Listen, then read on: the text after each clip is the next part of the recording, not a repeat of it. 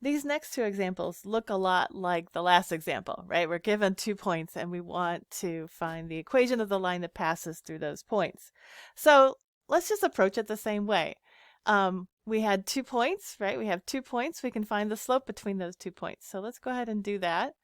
The slope between these 2 points, let's see, we take the difference in the y values. So we get 2 minus 2 over the difference in the x values. So we have minus 3 minus 5. So that gives us a 0 over a negative 8, which is just 0, right? That is just equal to 0. So we have a slope of 0. Well, we can actually just put that into the point slope formula, right? We could do y minus, we'll use the first point, 2 is equal to 0 times the quantity x minus 5, right?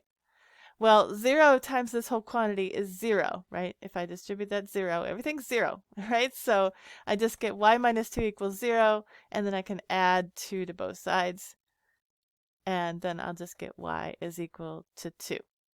All right? Y is equal to 2. That looks funny, right? There's no slope to this line, right? You can think of this as being, this is no rise, right? We have no rise and we have all run. All run. So what does that look like? That is just the equation of a horizontal line. So if this is, say, 2, then our line is just this horizontal line. Right? This is x and this is the y-axis, right? And this is 2 here. It crosses the y-axis at 2, but it has no slope. So it's just a horizontal line. Horizontal line. Okay?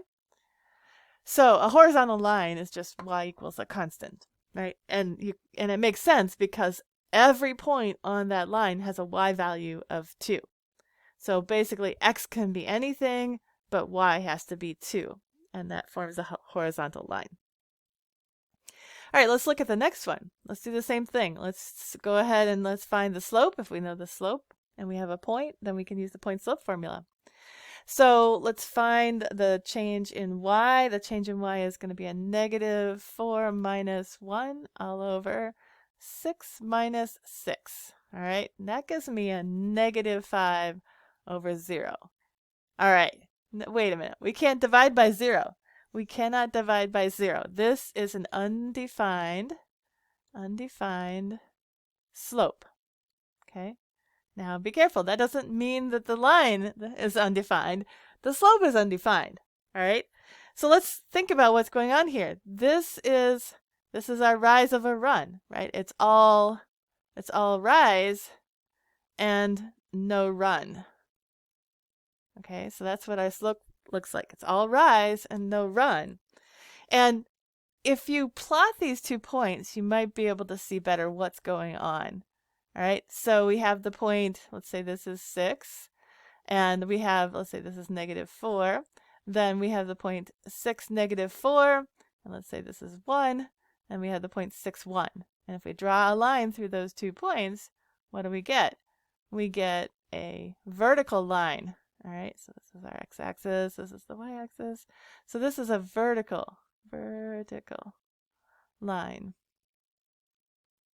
All right. So, what's the equation? That's what the question is asking us. What is the equation of that line?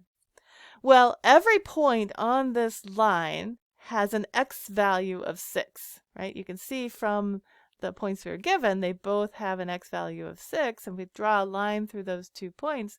Every point on that line is going to have an x value of 6, and y can be anything. So this is the equation for a vertical line, and the equation is just x is equal to 6. All right, so that's the equation of a vertical line, is just x equals something, because x is always a constant, and then y can be anything. All right, so let me just summarize here in this next little box. A horizontal line has an equation y equals k. Let me see here. Y equals k, where k is just some constant. So the graph of y equals k is a horizontal line, and its slope is 0. A vertical line has a graph of x equals some constant, and so the line x equals k is a vertical line, and the slope is undefined. All right, well, I will meet you in the next video for the next example.